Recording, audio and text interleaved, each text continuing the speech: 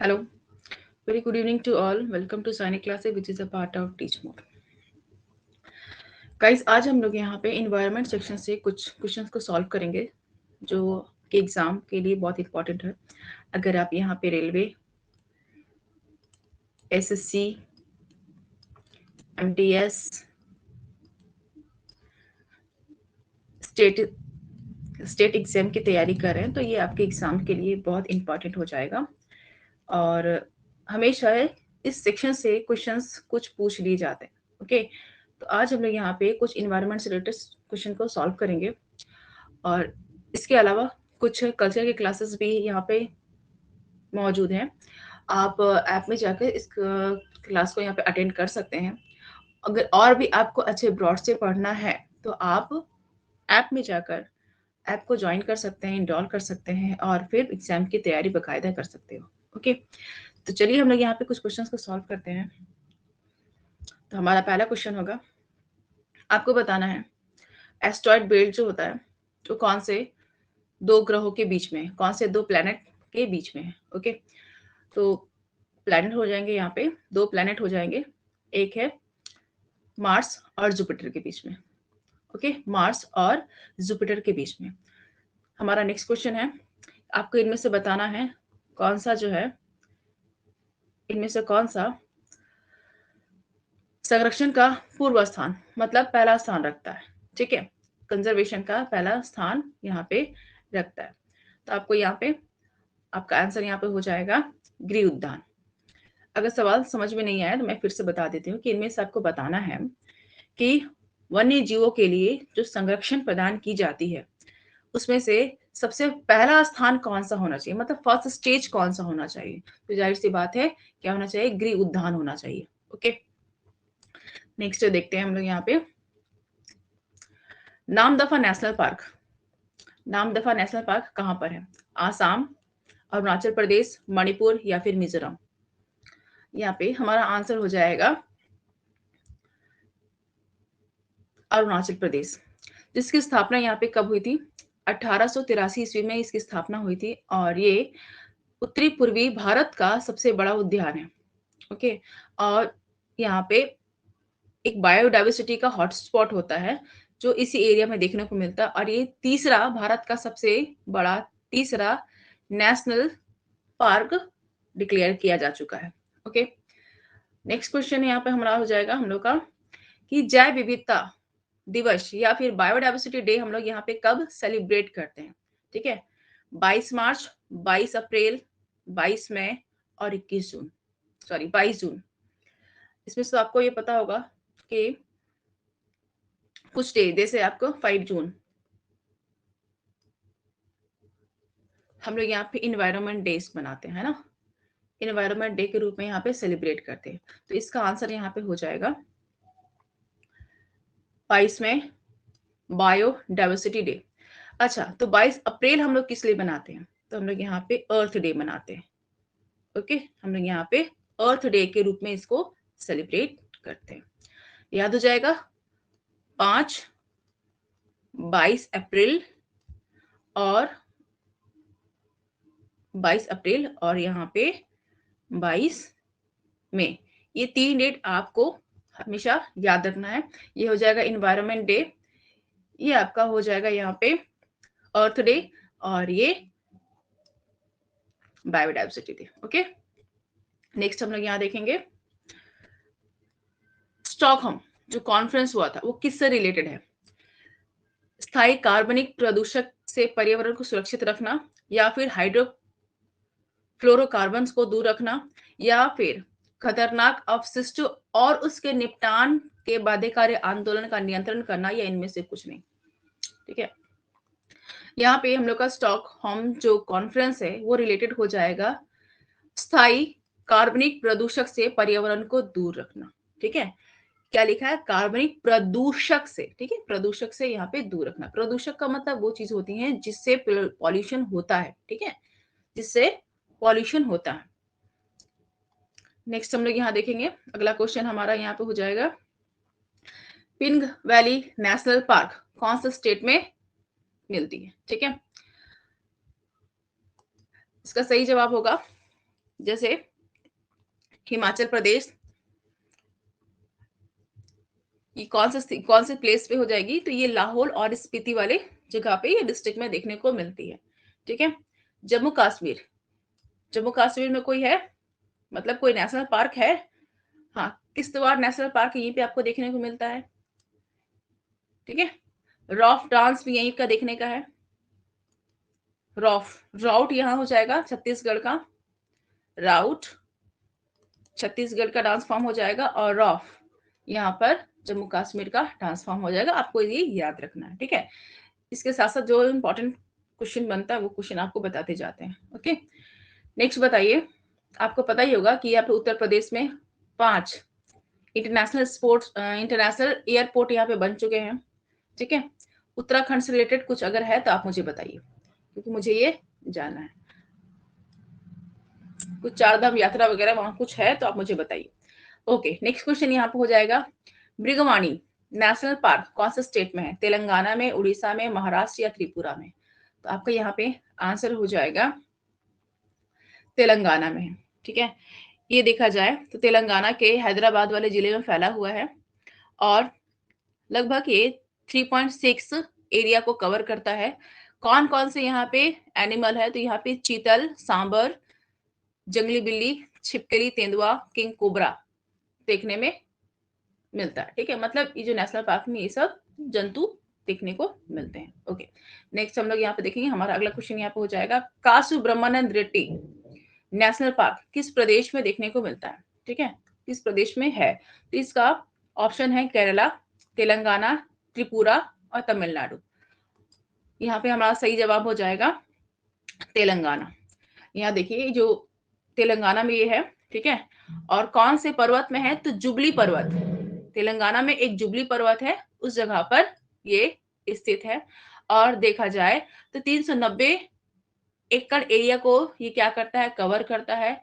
यहाँ पे बायोडाइवर्सिटी देखने को मिलते हैं, जिसमें 600 से अधिक हम लोग यहाँ पेड़ देखते हैं और 150 से अधिक पक्षी देखते हैं। इसके अलावा यहाँ पे कुछ छोटे छोटे प्यारे प्यारे क्यूट से एनिमल भी मिलेंगे, बर्ड्स मिलेंगे, या फिर हम बोल सकते हैं इंसेक्ट मिलेंगे, जिसमें हम लोग क्या देखते हैं? तितलियां देखते हैं, कीड़े मकोड़े देखते हैं। ठीक है। और ये बायोडाइवर्सिटी के क्षेत्र में भी बहुत अच्छा स्थान रखता है।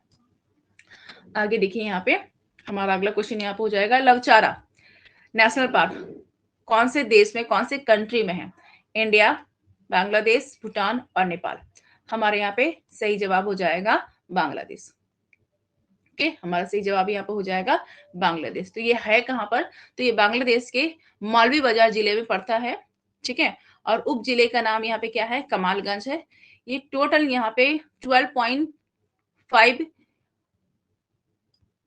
स्क्वायर किलोमीटर का एरिया को ये क्या करता है? कवर करता है। बायोडाइवर्सिटी में आप यहाँ पे देखिएगा तो 460 यहाँ पे कुल स्पीसीज मिलेंगे। ठीक है। 167 यहाँ पेड़ों की संख्या है, या उससे अधिक भी हो सकती है। 246 यहाँ पे पक्षी और 6 किस्म के यहाँ पे सांप या कुछ आनी पाई जाती है। ठीक है। ये देखिए, ये एक्यूरेट नहीं हो सकता, बता दो पहले, ये एक्यूरेट नहीं है, और हमारे एग्जाम में ये पूछा भी नहीं जाता। हमारा एग्जाम में ये पूछा जाता है ये कौन से स्टेट, कौन से देश में है, और ये कौन से उस देश के कौन से जिले में है। उससे ज्यादा क्वेश्चन नहीं पूछा जाता। ठीक है। नेक्स्ट हमारा सवाल है कि कालेश्वर नेशनल पार्क कौन से स्टेट में है? हरियाणा, उत्तर प्रदेश, पंजाब या इनमें से कोई नहीं? हमारे यहाँ पे आंसर हो जाएगा हरियाणा में। कालेश्वर राष्ट्रीय उद्यान यहाँ पे हरियाणा में मिलेगा। कौन से एरिया में या कौन से डिस्ट्रिक्ट में? तो यमुनानगर डिस्ट्रिक्ट में ये मिलता है। ठीक है। ये देखिए, लगभग देखा जाए तो 13,000 एकड़ एरिया को ये क्या किया है? कवर किया हुआ है। कौन कौन से एनिमल है? तो यहाँ पे तेंदुए, जंगली बिल्ली, सियार, चीतल, सांबर देखने को मिलते हैं। हाँ, किसी किसी नेशनल पार्क में वहां से रिलेटेड एनिमल को पूछ लिया जाता है, तो आपको ये चीज याद रखना पड़ेगा।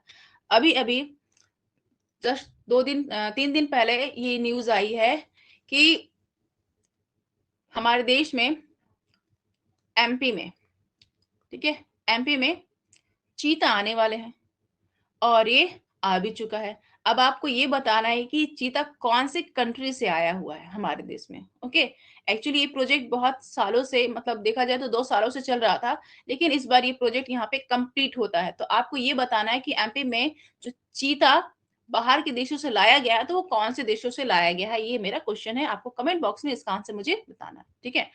अरे भाई, एक बार लाइक करने को भी होती है, प्लीज सेशन को लाइक कर दीजिएगा और एक बार से शेयर कर दीजिएगा, ठीक है, ताकि कम से कम मुझे एक मोटिवेशन तो मिले आप लोग से। ओके, नेक्स्ट यहाँ पे हमारा अगला सवाल यहाँ पे हो जाएगा, जैसे मेलकोट मंदिर या टेम्पल जो है वाइल्ड लाइफ सेंचुरी कौन से एरिया में है, ओके, या कौन से स्टेट में है। तो ये हो जाएगा कर्नाटक, छत्तीसगढ़, केरल या उड़ीसा, कौन से स्टेट में है आपको ये बताना है। तो यहाँ पे हमारा स्टेट हो जाएगा कर्नाटक में, ठीक है। कौन से जिले में, तो ये मांड्या जिले में है। टोटल 45.86 स्क्वायर किलोमीटर के एरिया ये कवर करता है। कौन कौन से यहाँ पे एनिमल है, तो कैट तो मिल ही रहा है, तेंदुआ भी है, मैकॉन्ग, मकाओ या मकाओ मंकी होता है ना, मकाओ मंकी, वो भी है, लंगूर, कुछ एनिमल यहाँ पे देखने को मिलते हैं, और 230 से अधिक यहाँ पे बर्ड की स्पीसीज देखने को मिलता है। कुछ लुप्त प्रजातियां भी, जिसमें से साइकस को देखते हैं, साइकस या सर्किनॉल नॉलिस, जो स्पीसीज होते हैं जो काफी इन, मतलब देखा जाए तो पूरी तरह से लुप्त हो चुके हैं, ठीक है। तो इस प्रकार की प्रजातियां यहाँ पे पहले देखे गए थे, लेकिन अभी ये लुप्त हो चुके हैं, ठीक है। नेक्स्ट यहाँ पे देखिए, हमारे यहाँ पे अगला सवाल है, पुष्पागिरी वाइल्ड लाइफ सेंचुरी किस स्टेट में है, तो केरल, कर्नाटक, मध्य प्रदेश और उड़ीसा में। आंसर हो जाएगा यहाँ पे कर्नाटक में। कर्नाटक के कौन से जिले में, तो कोडुगु जिले में ये है, और 102.59 स्क्वायर किलोमीटर के एरिया ये कवर करता है। एनिमल में यहाँ पे हाथी और बाघ देखने को मिलते हैं, ओके।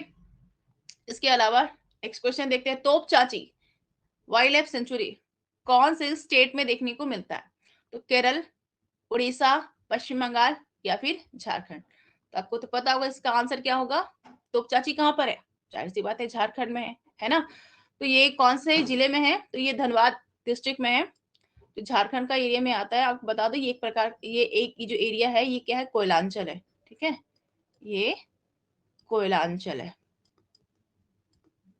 इसी के आसपास के एरिया में आपको बोकारो मिलेगी, बोकारो की लोकेशन है,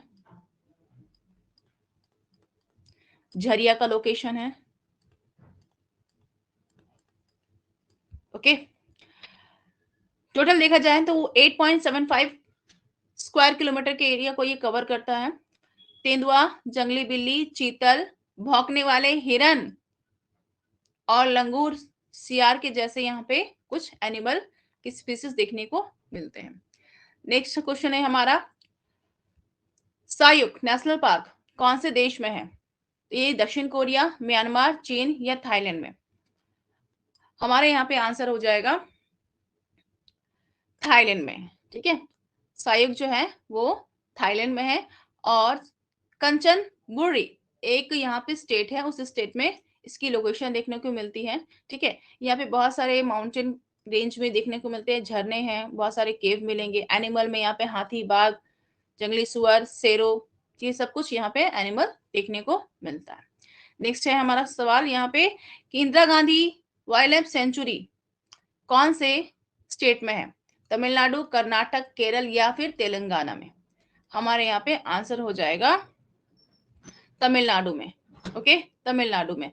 आपको बता दें कि Indira Gandhi wild life sanctuary, इसका पूरा नाम क्या है, अन्नामलाई टाइगर रिजर्व इसका पुराना नाम है, ठीक है। कहाँ स्थित है, तो ये कोयम्बटूर और तिरुपुरम डिस्ट्रिक्ट में, ये इसके बीच के डिस्ट्रिक्ट में ये क्या है, लोकेटेड है। और एनिमल में यहाँ पे हिरन, तेंदुआ, जंगली हिरन, भौंकने वाले हिरन यहाँ मिल रहे हैं, साधारण लंगूर जो लंगूर होता है, और इस मतलब इस एरिया में देखने को मिलते हैं। यहाँ का जो एरिया है देखा जाए तो ये पश्चिम घाट का एरिया पड़ता है, ये वाला एरिया आप देखे होंगे इस टाइप का जो है, ये वाला एरिया, ठीक है, ये पश्चिमी घाट का एरिया आता है। लेकिन तमिलनाडु का जो एरिया है वो ये वाला एरिया है, ठीक है, तमिलनाडु का ये वाला एरिया। तो ये कौन सा है? ये पूर्वी घाट है, ये पूर्वी घाट है और ये पश्चिमी घाट है। ठीक है, तो पश्चिम घाट से 15 से लेकर 16 प्रजाति यहाँ पे देखने को मिलती है। मतलब इस घाट की जो कुछ प्रजाति यहाँ पे भी देखने को मिलती है। इसके अलावा देखा जाए तो 250 से अधिक यहाँ पे बर्ड की स्पीसीज देखने को मिल जाते हैं। हमारा नेक्स्ट सवाल है यहाँ पे, समसपुर सेंचुरी कहाँ पे लोकेटेड है? हिमाचल प्रदेश, उत्तर प्रदेश, सिक्किम या फिर पंजाब में? आंसर हो जाएगा यहाँ पे उत्तर प्रदेश में। ये रायबरेली जिले में पड़ता है। ठीक है, स्थापना हुई थी 1987 में और 780 हेक्टेयर के एरिया को ये कवर करता है। ठीक है, उसके बाद देखने को मतलब यहाँ पे 250 प्रजातियां, पक्षियों की प्रजातियां यहाँ पे देखने को मिलती है। ठीक है, नेक्स्ट हमारे यहाँ सवाल है, उदयपुर वाइल्ड लाइफ सेंचुरी कौन से स्टेट में है? राजस्थान, झारखंड, बिहार और उड़ीसा। ओके, इसका आंसर हो जाएगा यहाँ पे बिहार में। यहाँ पे देखिए, उदयपुर वन्यजीव अभयारण्य बिहार के पश्चिमी चंपारण जिले में है और 8.74 किलोमीटर का एरिया ये यहाँ पे कवर करता है। कुछ एक्वाटिक एनिमल भी यहाँ पे पाए जाते हैं। आपको पता होगा कि यहाँ पे गैंगेटिक मैमल भी मिलेंगे। कौन सा है? तो गैंगेटिक क्या हो जाएगा वहां पे? डॉल्फिन। ठीक है, गैंगेटिक डॉल्फिन यहाँ पे देखने को मिलता है। आगे देखिए, यहाँ पे खाद्य श्रृंखला में सबसे ज्यादा संख्या किसकी होती है? उत्पादक की या प्राथमिक उपभोक्ता की या फिर सेकेंडरी उपभोक्ता की या फिर हम बोल सकते हैं यहाँ पे अपघटक की? हमारे यहाँ पे आंसर हो जाएगा अपघटक की। सबसे ज्यादा इसमें संख्या किसकी होती है? डिकम्पोजर की सबसे ज्यादा यहाँ पे संख्या होती है। ओके, नेक्स्ट यहाँ पे देखिए, ईस्टर्न स्वैम्प डियर, पूर्वी दलदल का जो हिरन होता है वो कौन से नेशनल पार्क में पाया जाता है?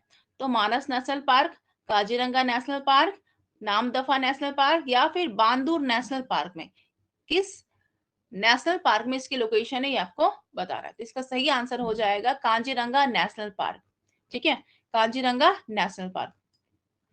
ओके, नेक्स्ट देखिए, यहाँ पे भारत के किस प्रदेश में राष्ट्रीय उद्यान और वन्य जीवन अभयारण्य की सबसे ज्यादा संख्या मिलती है? कौन से स्टेट में नेशनल पार्क या फिर वाइल्ड लाइफ सेंचुरी की संख्या यहाँ पे ज्यादा मिलेगी? यूपी है, एमपी, छत्तीसगढ़ या इनमें से कोई नहीं, आपको बताना है। तो इसका आंसर यहाँ पे हो जाएगा एमपी में। एमपी को यहाँ पर टाइगर स्टेट के नाम से जाना जाता है। ओके, और घड़ियाल स्टेट भी यही है। यहीं पे नाइट सफारी की शुरुआत की गई थी, है ना? नाइट सफारी की शुरुआत की गई थी। देखिए, Kanha reserve, Kanha tiger reserve भी यहीं पर देखने को मिलता है, जो सबसे बड़ा यहाँ का नेशनल पार्क है। नेक्स्ट हम लोग यहाँ देखेंगे, सबसे पहला ट्रांसजेनिक क्रॉप यहाँ पे कौन सा हो जाएगा? गन्ना, बैगन, बीटी काउंट या फिर गेहूं? यहाँ पर हमारा आंसर है बीटी काउंट। ठीक है, ये एक फसल की प्रजाति है या फिर हम लोग बोलते हैं ना ट्रांसजेनिक, तो ये ट्रांसजेनिक फसल की प्रजाति है बीटी काउंट। नेक्स्ट हमारे यहाँ सवाल है, प्रोजेक्ट एलिफेंट की शुरुआत कब की गई थी? 1991 में या 1992 में या फिर 1990 में या फिर 1993 में? हमारे यहाँ आंसर हो जाएगा 1992 में। ठीक है, क्या 1972 में कुछ हुआ था? कुछ हुआ था? कोई एक्ट, कोई एक्ट या फिर कोई कन्वेंशन? बताओ, इसका जवाब आप लोग को देना है। ओके, मैं यहाँ बता चुकी हूँ आप लोगों को कि 1972 में कुछ हुआ था। ठीक है, क्या हुआ था ये आपको बताना। कोई एक्ट पास हुआ था या फिर यहाँ पे कोई कन्वेंशन हुआ था? ये मुझे आपको कमेंट बॉक्स में बताना है। ओके, नेक्स्ट हम लोग यहाँ आगे बढ़ते हैं। इनमें से कौन सा वन्यजीव व्यापारी निगरानी नेटवर्क के अंदर आता है? ठीक है, तो ट्रैफिक है या फिर डीज या फिर अनहैबिटेड या फिर पेटा, कौन सा इसमें है जो मतलब जो वाइल्ड लाइफ का जो ट्रेडिंग होता है ना या फिर तस्करी होती है ना, उसको ये क्या करता है, मॉनिटरिंग करता है। ठीक है, वाइल्ड लाइफ या फिर जो जंगली जीवों को जो तस्करी होता है, जानवरों को जो तस्करी होता है, उसको रोकने के लिए उस पर निगरानी कौन रखता है? तो ये हो जाएगा ट्रैफिक रखता है। ठीक है, इसकी शुरुआत कब की गई थी? तो 1976 में इसका शुरुआत किया गया था और इसका हेडक्वार्टर कहां पर है? तो न्यूयॉर्क में इसका हेडक्वार्टर मिलता है। नेक्स्ट यहाँ पे हमारा सवाल हो जाएगा, भारत दुनिया का सबसे बड़ा जैव विविधता वाला देश है। ठीक है, तो इसमें दुनिया भर की कितनी प्रतिशत की प्रजाति का हिस्सा यहाँ पे मिलता है? 2 से 3 या 7 से 8 या फिर 11 से 12 या फिर 15 से 16? आंसर हो जाएगा 7 से 8। हाँ, दुनिया की टोटल मतलब पूरा एरिया का 2.4% यहाँ पे देखने को भारत में मिलता है। ठीक है, जिसमें से क्या देखते हैं कि 7 से लेकर 8 प्रजाति भारत में है, 46,000 से अधिक यहाँ पे पौधे मिलेंगे और 81,000 से अधिक यहाँ पे जानवरों के प्रजातियां मिलेगी या फिर एनिमल स्पीसीज यहाँ पे देखने को मिलते हैं। ठीक है, नेक्स्ट सवाल है यहाँ पर है, कच्छ की खाड़ी, gulf of Kutch, gulf of Mannar, Andaman Nicobar द्वीप समूह, ये सब में क्या पाया जाता है? ठीक है, ये कीचड़दार क्षेत्र है या फिर मूंगा चट्टान का क्षेत्र है या कोरल, जिसको हम कोरल रीफ कहते हैं, ये उस टाइप का एरिया है या फिर सदाबहार वनस्पति का ये एरिया है या फिर इनमें से कोई नहीं। ठीक है, तो आपको यहाँ पे बताना होगा कि इसका आंसर क्या हो जाएगा, मूंगा चट्टान। ठीक है, जिसको हम लोग कोरल कहते हैं। सबसे ज्यादा या कोरल रीफ एरिया वर्ल्ड के कौन से एरिया में पाया जाता है? तो मैं बता दूं, इस जो आप ऑस्ट्रेलिया का जो हिस्सा देखते हैं ना, इस टाइप का जो ऑस्ट्रेलिया का हिस्सा देखते हैं, ये वाला हिस्सा जो है ये कोरल रीफ का एरिया है। ठीक है, जहां पर विश्व का सबसे ज्यादा कोरल रीफ पाया जाता है, मूंगा चट्टानें पाई जाती है। नेक्स्ट देखते हैं हम लोग यहाँ पे, like like minded mega diverse countries के जो सदस्य होते हैं ना, मेंबर होते हैं, उनकी संख्या यहाँ पे कितनी होती है? 10 है, 15, 17 या फिर 25? यहाँ पे आपको बताना है इसका आंसर। इसका आंसर हो जाएगा यहाँ पे 17 होते हैं। यहाँ पे कंट्री की मतलब टोटल 17 देशों का यह लिस्ट दिया गया है और ये पीडीएफ में हम आपको शेयर कर देंगे, तो आप ये चीज को नोट डाउन एक बार कर लेना। ओके, नेक्स्ट यहाँ पे है, आपको इसमें से बताना है कि भारतीय राष्ट्रीय मोर के बारे में कुछ यहाँ पे एक एक्ट वगैरह कुछ भी आया था। ठीक है, या फिर हम बोल सकते हैं प्रोटेक्शन एक्ट आया था, तो आपको ये बताना है इसमें से कौन सा सही है। वन्य संरक्षण अधिनियम से 1972 मयूर की हत्या पर रोक लगाई गई, या फिर दूसरा नंबर है वन्य जीव संरक्षण अधिनियम 1972 मयूर पंखों के घरेलू उपयोग की अनुमति दी गई या देता है। वन्य जीव संरक्षण अधिनियम 1972 मयूर पंखों के निर्यात की अनुमति देता है, तो वो केवल 1 होगा या केवल 2 होगा या 1 2 या इनमें से कोई नहीं। यहाँ पे हम लोग का आंसर क्या हो जाएगा, हमारा आंसर यहाँ हो जाएगा 1 और 2। मतलब 1972 के तहत ये मयूर की हत्या पे रोक लगा दिया गया था। और दूसरी बात, जो घरेलू व्यापार होता है उसका यहाँ पे अनुमति मिल गया था। ठीक है, ऐसा नहीं कि जिंदा मतलब जीवित मोर के पंखों को वहां पे नोच कर यूज कर लिया जाए, ऐसा नहीं। ठीक है, ऐसा नहीं, इस प्रकार का एक्ट, इस एक्ट के तहत बहुत सारे नियम भी बनाए गए थे। ठीक है, इस एक्ट के तहत बहुत से नियम भी बनाए गए थे। अभी आपसे कुछ क्वेश्चन पूछे थे ना, ये देखिए डेट आ गया डेट, सॉरी ईयर आ गया 1972, देख लिए। अब तो आंसर देना आप लोग को और आसान हो जाएगा, है ना। चलिए नेक्स्ट हम लोग आगे बढ़ते हैं। यहाँ पे हमारे यहाँ पे नेक्स्ट क्वेश्चन है, इसमें से कौन सा राष्ट्रीय उद्यान है जो उत्तर प्रदेश में है? ये तो मेरे ख्याल से नहीं हो सकता, है ना। ये भी नहीं होगा, ये भी नहीं होगा। तो इसका आंसर क्या हो जाएगा? दुधवा नेशनल पार्क, है ना। इसका आंसर क्या हो जाएगा? दुधवा नेशनल पार्क, जो कहाँ मिलता है? लखीमपुर खीरी वाले एरिया में इसकी लोकेशन देखने को मिलती है। नेक्स्ट हम यहाँ देखेंगे, बंगाली देशी एक हाइब्रिड वैरायटी है। तो आपको बताने हो किसकी वैरायटी है?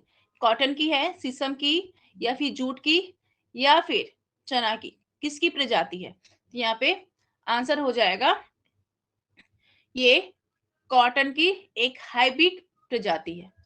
ओके, नेक्स्ट यहाँ पे देखते हैं हम लोग, फिश मील। फिश मील का जो व्यापक प्रयोग करते हैं, किसके लिए किया जाता है ना, किसके लिए? या फिर हम इसको बोल सकते हैं कि हम लोग खाद के लिए करते हैं, ये केमिकल खाद के लिए करते हैं, ये विटामिन के लिए करते हैं, या फिर हम लोग यहाँ दवाई के लिए करते हैं। तो यहाँ पर इसका उपयोग हम लोग जैविक खाद के लिए करते हैं। ओके, तो ये रहा हमारा यहाँ पे आखिरी सवाल। इसके बाद आज हम लोगों ने यहाँ पे 30 क्वेश्चन को पढ़ लिए हैं, कंप्लीट कर चुके हैं, और आगे इससे रिलेटेड कुछ जो क्लासेस आने वाली है, शॉर्ट सेशन होगा इसका, एक कल्चर का। तो गाइस, कल्चर से रिलेटेड क्वेश्चन हमारे एग्जाम्स में आ जाते हैं। अभी रेलवे की एग्जाम शुरू होने वाला है, ग्रुप डी का। तो अगर आप शिद्दत से तैयारी करेंगे तो आपका सिलेक्शन इस बार पक्का है। ओके, तो मिलते हैं फिर। टिल देन खुश रहें, मुस्कुराते रहें, keep learning, keep revise. Good night and take care.